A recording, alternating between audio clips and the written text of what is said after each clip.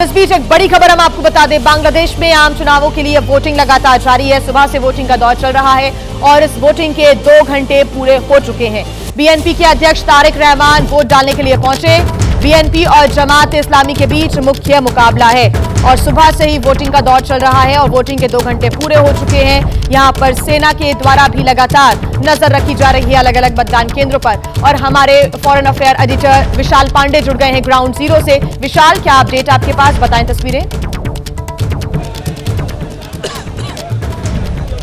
देखिए जिया, तारिक रहमान इस वक्त अपना वोट डालकर बाहर निकल चुके हैं। तारिक रहमान बीएनपी की तरफ से प्रधानमंत्री पद के उम्मीदवार भी हैं और ये तस्वीरें आप देखिए, मीडिया से वो बातचीत जरूर कर रहे हैं, लेकिन इतनी तादाद में यहाँ पर मीडिया कर्मी मौजूद हैं कि उनकी आवाज बिल्कुल साफ नहीं आ पा रही, पर उन्होंने अपना वोट डाला है, अपने मत का प्रयोग किया है।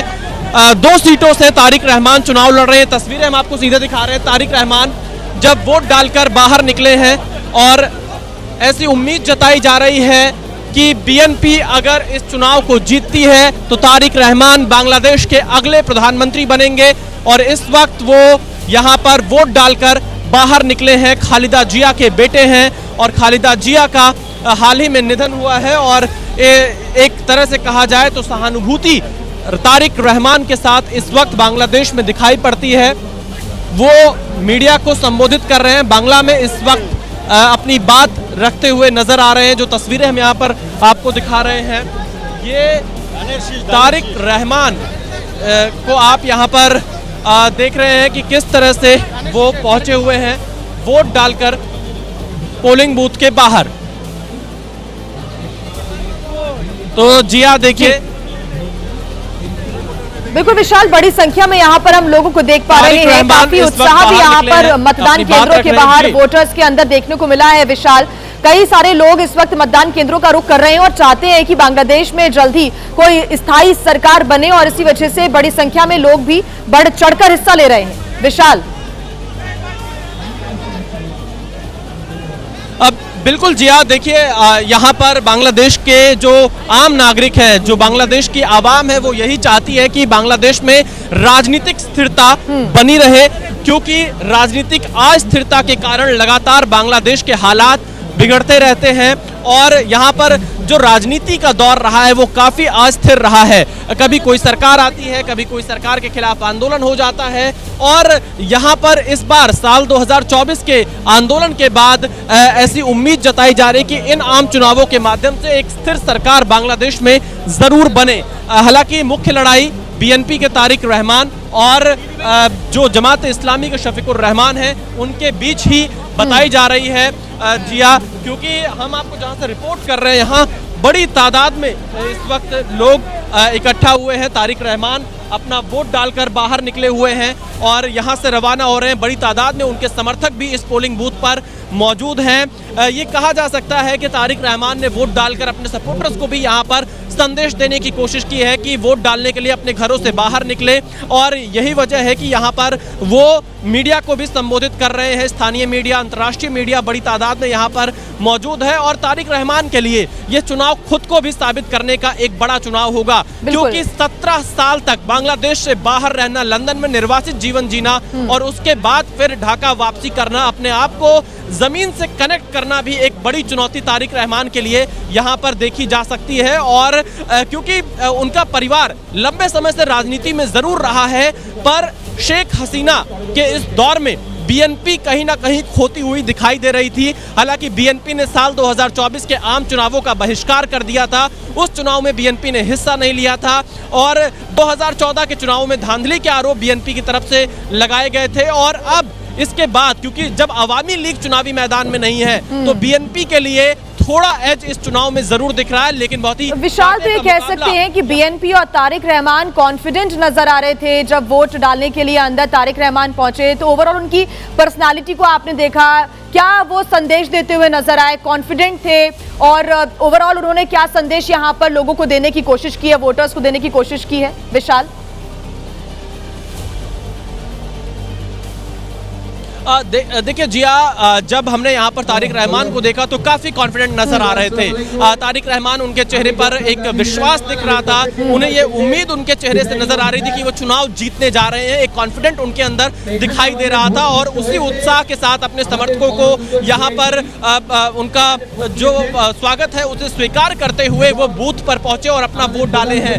ये उनका पूरा काफिला है, उनके समर्थक मौजूद हैं, मीडिया कर्मी मौजूद हैं और यहाँ पर वो वोट डालकर बाहर निकल चुके हैं। ऐसी उम्मीद जताई जा रही है, तमाम जो सर्वे सामने आए कि जो बीएनपी है वो बांग्लादेश की सबसे बड़ी पार्टी बन सकती है, तारिक रहमान बांग्लादेश के अगले प्रधानमंत्री हो सकते हैं। उन्हीं सर्वे पोल्स के बीच में तारिक रहमान यहाँ पर पहुंचे हुए हैं। तारिक रहमान 17 साल बांग्लादेश से दूर रहे हैं, अपने काडर से दूर रहे हैं। खालिदा जिया, जब शेख हसीना का यहाँ पर शासन था तो वो जेल में थी। अगस्त 2024 के आंदोलन के बाद ही खालिदा जिया जेल से बाहर आ सकी थी और उसके बाद वो लंबे समय से बीमार थी, अस्पताल में भर्ती थी और इन सब के बीच में जब तारिक रहमान ढाका पहुंचे थे तो सीधे अस्पताल पहुंचे, अपनी मां का हालचाल जाना था। लेकिन कुछ ही समय बाद खालिदा जिया का निधन हो गया। तो जिया यहाँ पर दो जो बेगम रही उनके बिना ये चुनाव हो रहा है। दो रहमान अब आमने सामने हैं, एक तरफ तारिक रहमान बांग्लादेश नेशनलिस्ट पार्टी के, तो दूसरी तरफ शफीकुर रहमान जो कि जमात इस्लामी के हैं। बीएनपी ने पहली बार यहाँ पर जो खालिदा जिया जब प्रधानमंत्री बनी साल 1991 में, उसके बाद साल 2001 में एक बार फिर से सरकार बनाई थी। उस समय जमात इस्लामी बीएनपी के साथ में थी, लेकिन साल 2006 के बाद से बीएनपी बांग्लादेश की सत्ता में नहीं आ सकी। 20 साल का ये लंबा वक्त है और क्या इस वनवास को अवामी लीग की गैर मौजूदगी में तारिक रहमान खत्म कर पाएंगे? ये उनकी पार्टी के समर्थकों को भी बड़ी उम्मीद उनसे है। और इसी के साथ हम आपको ये तस्वीरें दिखाते हैं। इस वक्त तारिक रहमान यहाँ से रवाना हो रहे हैं। जी हाँ, ये सीधी तस्वीरें आपको दिखा रहे हैं। वोट डालकर अब इस गुलशन पोलिंग बूथ से वो बाहर निकल रहे हैं। काफ़ी उनके जो सपोर्टर्स हैं बीएनपी के, वो इस वक्त यहाँ पर मौजूद हैं। बड़ी तादाद में इंटरनेशनल मीडिया दुनिया के कोने कोने से बांग्लादेश में पहुंची हुई है। ये बांग्लादेश चुनाव बांग्लादेश की आज़ादी के बाद से सबसे महत्वपूर्ण चुनाव माना जा रहा है, जो बांग्लादेश की जो किस्मत है वो तो तय करेगा ही करेगा। जो पड़ोसी देश हैं उनके लिए भी ये चुनाव काफ़ी महत्वपूर्ण है कि किसकी सरकार बांग्लादेश में इस बार बनती है।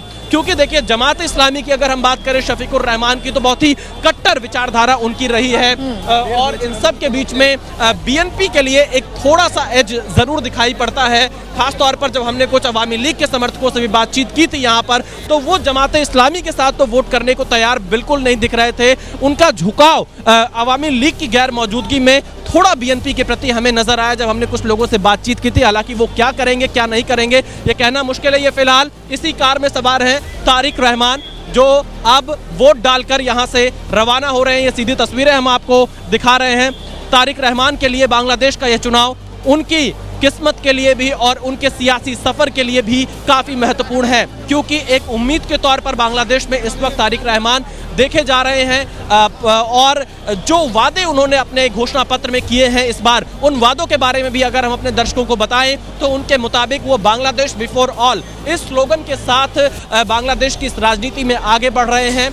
साथ ही साथ जो जुलाई और अगस्त 2024 में आंदोलन हुआ था, जिसमें बड़ी संख्या में लोगों की जान गई थी, उसकी जांच के लिए एक स्वतंत्र जांच आयोग के गठन का उन्होंने वादा किया है। जो एक बड़ा ऐलान किया है कि किसी भी व्यक्ति का प्रधानमंत्री का कार्यकाल 10 साल से ज्यादा नहीं होगा। ये अपना मैनिफेस्टो में तारिक रहमान ने वादा किया है। एक उपराष्ट्रपति का पद बांग्लादेश में वो तैयार करेंगे, इसका वादा किया है। और बाकी बांग्लादेश की इकोनॉमी को लेकर और बांग्लादेश के जो सामाजिक सुरक्षा है उसको लेकर भी बड़े वादे किए हैं। और तारिक रहमान की जब मां खालिदा जिया का निधन हुआ तो भारत की तरफ से विदेश मंत्री डॉक्टर एस जयशंकर भी ढाका पहुंचे थे। उन्होंने शोक संवेदना व्यक्त की थी। प्रधानमंत्री नरेंद्र मोदी का शोक संदेश भी जो पत्र था वो तारिक रहमान को दिया था। तो भारत हमेशा से बांग्लादेश की जो चुनी हुई सरकार होती है उसके साथ संवाद करने के लिए तैयार रहता है। और इस पूरे चुनाव पर दुनिया भर की नजर है कि कौन इस चुनाव में बाजी मारता है। जिया।